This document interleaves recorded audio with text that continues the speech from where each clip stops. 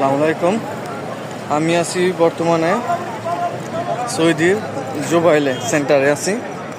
তো এখানে দেখতে পাচ্ছেন আমার পিছনে, এখানে আপনার অনেক মানুষ।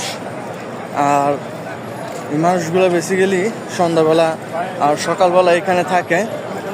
আপনার যাদের কাগজপত্র আছে তারা তাদের কাগজপত্র নিয়ে এখানে বসে থাকে। আর যে কোম্পানিগুলো আছে, অনেকের সাপ্লাই কোম্পানি, অনেকের অরিজিনাল কোম্পানি আসে, এখানে লোক আসে, এসে তাদের কাগজপত্র দেখে তারপর তাদেরকে তাদের কোম্পানিতে কাজ দেয়। তো অনেকের চিরস্থায়ী, অনেকের ক্ষণস্থায়ী, তো যে যেরকম পায় আর কি।